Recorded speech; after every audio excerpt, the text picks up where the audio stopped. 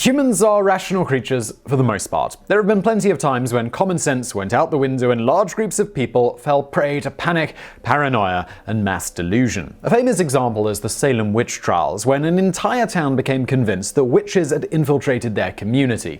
Consequently, they killed over 20 people to put an end to the nefarious coven, which, by the way, of course never existed. But this is hardly the only example of people who gave way to hysteria. Number 8. The New England Vampire Panic. Throughout the 19th century, New England saw multiple outbreaks of tuberculosis, or consumption as it was called back then. Rhode Island was the epicenter, but it spread to the surrounding states, and in rural areas there was a belief among many people that the illness was caused by vampires. This superstition was born out of the fact that consumption often spread to the relatives of someone who had died from the illness. Of course, today we know this is because tuberculosis is caused by bacteria, which spread much easier to people who live in close quarters together. But back then, people believed that it was because the dead came back to life and targeted their living relatives. The extreme weight loss and gaunt appearance of people with tuberculosis enhanced their viewpoint that a supernatural creature was feeding on their life force. To stop the dead from rising, the process was straightforward. Their body was exhumed, their heart was removed and burned. Sometimes organs like the liver or lungs were also incinerated. This was typically done in private by the surviving family members, although sometimes the entire village took part. Due to the inherent personal nature of this process, not many examples are known today, but there are enough to show that this was an ordinary practice throughout parts of New England for over 100 years. One of the first documented cases was that of Rachel Harris in the 1790s. The first wife of a deacon, her husband exhumed her corpse and burned her organs when his second wife started exhibiting symptoms of tuberculosis. And perhaps the most famous case was that of a 19-year-old girl named Mercy Brown, which occurred a century later. These beliefs were predominant in rural areas and were typically mocked by the press as the stupid superstitions of backwards people. Even writer Henry David Thoreau mentioned in a journal entry hearing about a family in Vermont that burned the organs of their deceased relatives, concluding that the savage in man is never quite eradicated. Number 7. The Halifax Slasher. Over 80 years ago, the town of Halifax in England was terrorized by a madman known as the Halifax Slasher, who attacked people in the streets. Scotland Yard got involved and launched a massive manhunt not seen since the days of Jack the Ripper. And just like the Ripper, the Halifax Slasher was never caught or identified. However, this was most likely due to the fact that the slasher never actually existed. The first reports came in November 1938. Two women in their early 20s were attacked by a lunatic wielding some kind of blade. Just 5 days later, another woman said that a man lunged at her and cut her wrist with a razor. The fourth victim was a man named Clayton Aspinall, and by the time he had been attacked, the town was already in fear of the assailant that had been dubbed the Halifax Slasher by the press. At least 4 other people also claimed to have fallen prey to the slasher in Halifax, and attack reports started coming in from other cities. There was a growing panic sweeping the country that perhaps there was an entire gang of slashers who were out there terrorizing the citizens of England. Then something curious happened. One of the victims, Beatrice Sorrell, admitted that she cut herself after an argument with her man. Other similar confessions soon followed, and the police eventually concluded that the Halifax Slasher never existed at all. Number 6. The Hammersmith Ghost. On January 3rd, 1804, a man named either Thomas or James Millward was walking through the Hammersmith district of London at night. He encountered another man named Francis Smith who saw Millward, panicked, pulled out his gun and shot him dead. Smith approached the body in confusion, and after realizing that he had just killed a man, he turned himself in to the authorities. His defense was that he thought he was being attacked by the Hammersmith Ghost. Towards the end of 1803, reports of a ghost prowling through Hammersmith terrified the local people. There were plenty of origin stories for this apparition, but the most prevalent one said that the ghost was a man who committed suicide and, against church norms, was buried in consecrated ground in the churchyard. Many people claimed to have seen this phantom, and allegedly some even died of fright upon encountering the Hammersmith Ghost.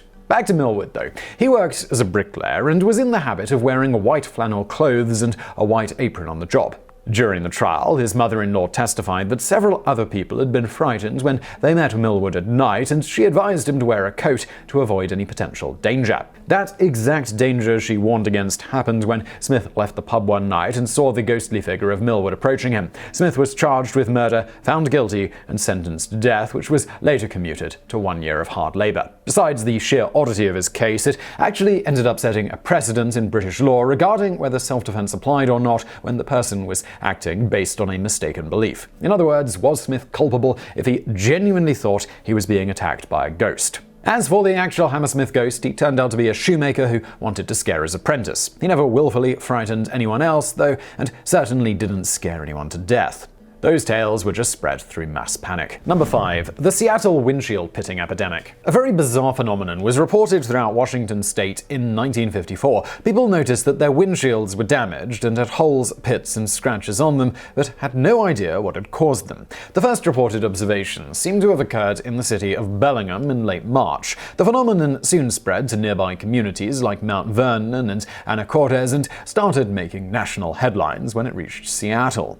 Initially, people thought it was just vandals with BB guns, but the large scale of the event suggested there would have been dozens, even hundreds of hoodlums going around shooting windshields throughout the state. Other possible explanations included sand fleas, cosmic rays, nuclear bomb testing, and a 1,000,000-watt radio transmitter which had been recently installed at the nearby Jim Creek Naval Radio Station. By April, word of the epidemic had reached Alan Pomeroy, the mayor of Seattle, who contacted the state governor, who in turn ran this up the flagpole all the way to President Dwight Eisenhower. The sheriff's department inspected 15,000 cars and found that 3,000 of them had pitted windows. However, a panel of scientists observed that by far most instances of pitting happened on older cars. They concluded that most affected motorists had previously damaged their windshields through normal wear and tear and were just then noticing it due to the reported epidemic. A representative for Seattle's crime lab dismissed the phenomenon as 5% hoodlumism and 95% public hysteria. Number 4. The kissing bug scare. Kissing bugs are insects that are part of the Triatomine family, found predominantly in the Americas. Most species in the family feed on blood from vertebrates, which they gain access to by biting through soft skin like the lips, hence the name. Some of them are very dangerous because they can spread Chagas disease. These are typically found in Central and South America, though, and the majority of kissing bugs in the United States are mostly harmless. However, they did cause a massive scare over 100 years ago that made people fear that they were victims of an epidemic. It started with one article published in the Washington Post on June 20th, 1899. Police reporter James McElhone noticed that there was an unusually high number of people treated at the hospital for bug bites, even though none of the patients actually saw these bugs. From that, McElhone wrote a sensationalist article which warned of insect attacks sweeping over the nation like a plague, injecting victims with dangerous poison. His article was picked up by other newspapers, and soon enough it was a major story all throughout the country. The frenzy lasted for about 2 months, during which time at least 100 cases were mentioned in the media. For a while, the kissing bug became the most feared creature in the United States as people began attributing every bite or swelling on the face to the dreaded insect. Many people managed to capture their attackers and brought them to entomologists for analysis. To their surprise, they often discovered that what they captured were just regular beetles or houseflies or bees. Chief entomologist with the U.S. Department of Agriculture, Leland Howard, labeled the scare as a newspaper epidemic. As soon as the media moved on to the next story, reports of these kissing bug attacks immediately subsided. Number 3. The Mad Gasser of Mattoon. In September 1944, the town of Mattoon, Illinois was under siege by a madman who preyed on unsuspecting people by filling their homes with poisonous gas. Victims reported smelling strange odors, which were accompanied by nausea, vomiting, headaches, and even leg paralysis. The gas attacks lasted for about 2 weeks, and then they disappeared forever. Although there were over 20 cases reported, police concluded that they were all the work of mass hysteria and that the Mad Gasser never actually existed. The criminal, also referred to as the anesthetic prowler in the media, first made headlines after an attack on September 1st. In a small place like Mattoon, he soon became the talk of the whole town. New reports of gas attacks came in fast, oftentimes several in one day. The police chief soon had to call in help from the state police and the Army's Chemical Corps. The Illinois Crime Bureau soon concluded that the criminal was not actually real. It all started with one woman's overactive imagination and developed into hysteria. Newspapers helped fan the flames of paranoia, as did the constant concern over World War II.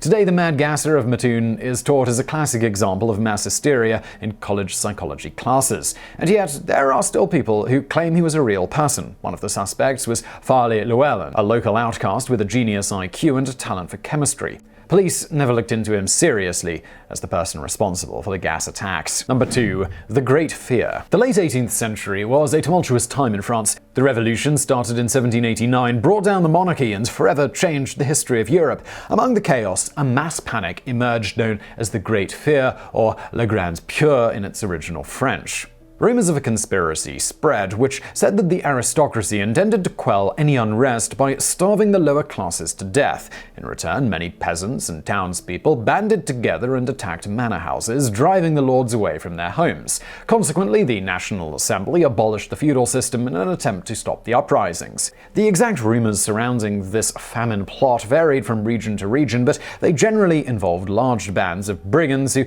traveled from one area to another and burned down the fields of crops.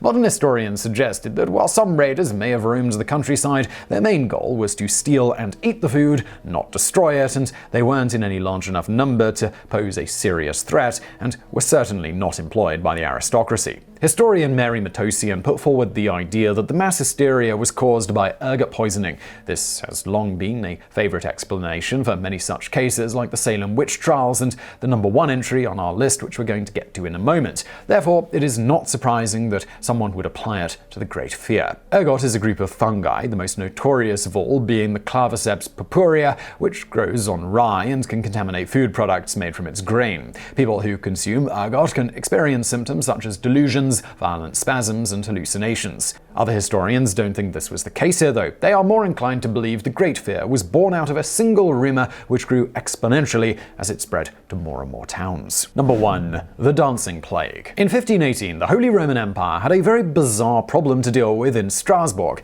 Hundreds of people had started dancing, and they refused to stop for any reason. The only ones who would end their cavorting ways were the people who collapsed due to exhaustion, or in extreme cases, even dropped dead of strokes or heart attacks. It all started one day in July with a single woman noted in the record books as Frau Trophäa. She danced without rest for 6 days straight, and by the end of the week had gotten a few dozen other people to join in on the action. At the height of the panic, the dancing plague claimed over 400 participants. The size of the non-stop party was likely exacerbated by the local authorities. Not knowing how to handle the event, they consulted doctors who concluded that this strange behavior was likely caused by hot blood. The only solution was more dancing. Therefore, the local council built a stage, hired musicians, and kept the guild halls open all day and all night. This didn't seem to deter or cure anyone, and instead it only enabled more people to dance themselves to death. Authorities then took the dancers to a shrine dedicated to Saint Vitus and performed religious ceremonies, but it's hard to tell if this had any effect either. It appears the dancing plague simply petered out over the following weeks. This was not the first case of dance mania, but it remains the largest and most famous. And like the others, we still aren't really sure what caused it. There are a few theories. Ergot poisoning is one of them, as we mentioned, but it doesn't explain why all the sufferers had the same reaction and how all those sick people had the energy to dance for days on end. It is possible that all the people affected entered a trance-like state brought on by extreme psychological stress. Even by Middle Ages standards, the poor residents of Strasbourg did not have a pleasant life in 1518, as they were overwhelmed by bad harvests, leprosy, plague, and syphilis. Or it could be that the dancing plague of 1518 remains one of, if not the most compelling and bewildering case of mass hysteria in history. So I really hope you found that video interesting. If you did, please do hit that thumbs up button below, and don't forget to subscribe. Brand new videos every day of the week. For more from me, why not check out another channel I do called Geographics? It is linked to below. And as always, thank you for watching.